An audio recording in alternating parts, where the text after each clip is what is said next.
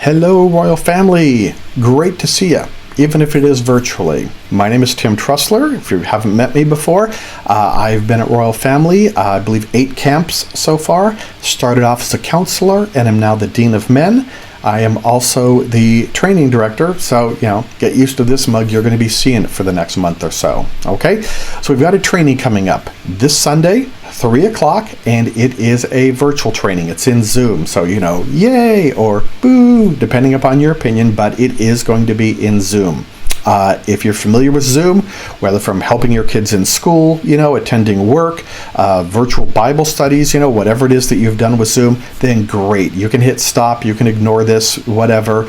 You're not going to hurt my feelings, I promise. But we did want to make a video for those of you that might be new to Zoom, just to kind of walk you through the basics on how Zoom can be successful for you. Okay, so the big thing is before the Zoom session Sunday at 3, there's a couple of things you need to do. Okay, they're easy, but we want to make sure you're aware of it. Number one, we really want you to have a computer. If all you have is a cell phone or a mobile device, then do it. Don't worry about it. But you're going to find that Zoom is a much better experience actually on a computer with the larger screen and the ability to see stuff. The buttons are a lot easier to get to. Again, if you've got a phone, we'll take you. Don't think twice about it. But if you have access to a computer, it's going to make it easier. That computer needs to have speakers and a microphone so we can hear you and you can hear us. And again, if at all possible, we'd really love to have a video, a camera. Okay, so whether that's a built-in camera or you head down to Walmart and grab just a basic one for $20 or something like that. If that's a hardship, again, don't worry about it. But as we're having this meeting, as we're talking, as we're sharing, maybe we're praying with each other, the ability to talk to each other, the ability to see each other as we're doing that just makes it a more robust and a better experience. Okay, so if at all possible, a computer, microphone, speakers, video camera, we're good to go. Okay, that's number one. Number two, you've got to install the Zoom app. If you're not aware of this, it's not something that's web-based, so you can't just click on the link in your browser and go to it. So if you click on that link Sunday afternoon, a minute before the meeting starts, it's going to force you to do an install. So go ahead and do that now. We put the link in the email. You can click on it. You can install Zoom, and that way it's taken care of before the meeting starts. All right? The third thing can be a little problematic, but as much as possible, we want you to have good Wi-Fi. Okay, again, if you're traveling and the only way you can attend the meeting is to pull into a McDonald's and use their Wi-Fi in the parking lot, great. Glad you're here. We'll take you in a heartbeat. Okay, but as much as possible, if you can be near a stable Wi-Fi, maybe even troubleshoot, make sure that you're near the router in your home. If you've got kids that are streaming videos, playing Xbox, things like that, ask them politely to read a book from 3 to 6 on Sunday, something like that. Just make sure you've got a good Wi-Fi signal. All right, so you've got a computer, you've got Zoom installed, you've got a Wi-Fi, you're good to go.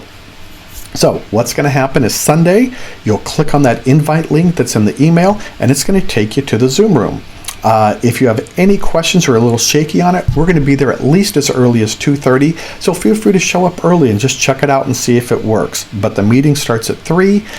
When you click on that link, you're going to be taken to a waiting room. Don't worry about that. It's nothing weird. All that is just a security thing. We want to make sure that the people who are in the room are the people who are invited. So when it asks your name, please type in your actual name.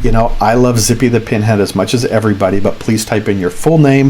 If it's spouse, then type both of your names in. That way we know who you are, and we're going to let you into the room. Okay, so you've got your computer, you've clicked on the link, you've gone to the waiting room, and you're now in the room and ready to go. Okay, if for any reason that doesn't happen, then please call our tech support number. I'm kidding. Please call me. And actually, my daughter's going to be manning the phone, so say hi to Olivia and be nice to her. Okay, but call 253-680-9899. Okay, that's the number. And if you're in any problems, you can call, you can text and say, hey, I can't get into the meeting, or something's not happening, or I've got no sound, and we'll do our best to work with you and get you into the meeting. Okay, so now that we've said that, hopefully all of you are in the room. Let's take a look at what that Zoom room actually looks like. Hey, it's me. Hi, everyone. So this is a Zoom room if you haven't seen it before. I'll try and have a little less obnoxious background when we actually have our meeting, but this is what you're looking at. Just want to show you a few basic buttons to work you through Sunday, okay? The big one, you'll notice if you move your mouse, that toolbar at the bottom shows up. And the first one, the bottom left corner, that mute button is the biggie. If you spent any time in Zoom, you've dealt with this, you know, whether it's barking dogs or hearing people's conversation about dinner, even typing on a keyboard shows up. So you're all going to be muted when you walk in. It's not that we don't love you, but it's that we don't want to hear every single thing going on in the background, because even a dishwasher in the background and air conditioning multiplied by 65 can make a mess. So you'll be turned off. You can just turn it off and on by clicking mute and unmute in order to do that. Okay? Right next to it is your video button. Same principle. You can turn it on or off. And that's it. Okay, so those are the two biggies. Turn your sound on and off, turn your video on and off. We would like you to keep your sound off and your video on as much as possible.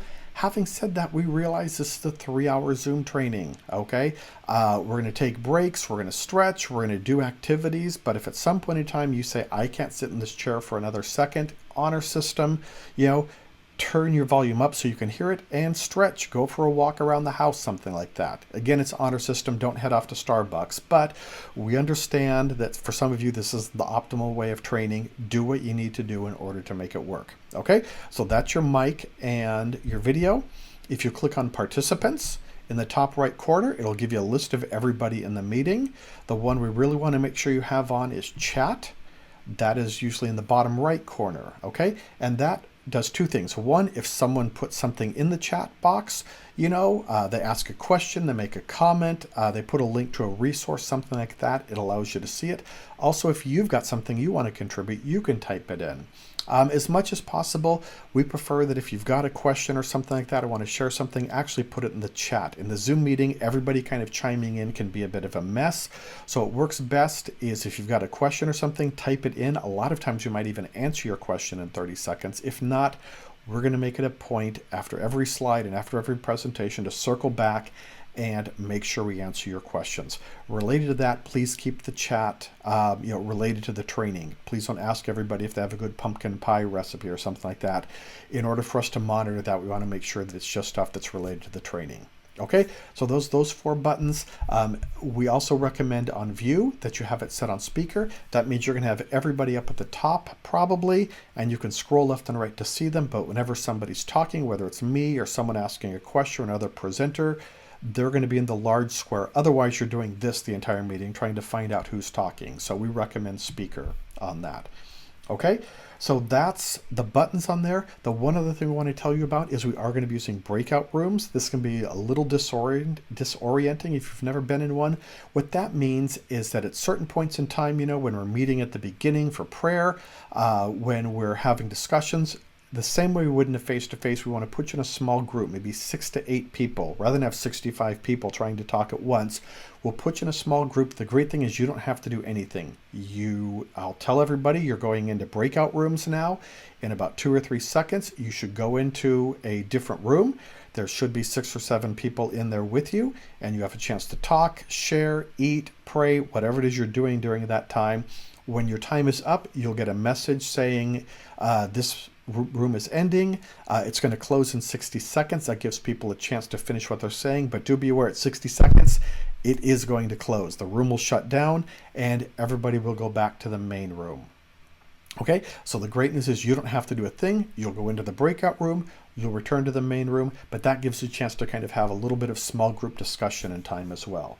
Okay, having said that, more than anything, thank you guys. We know it's going to be great weather, so we appreciate you giving a Sunday afternoon to us and giving it to train for being a counselor or being a staff person at Royal Family Camp. So that's awesome.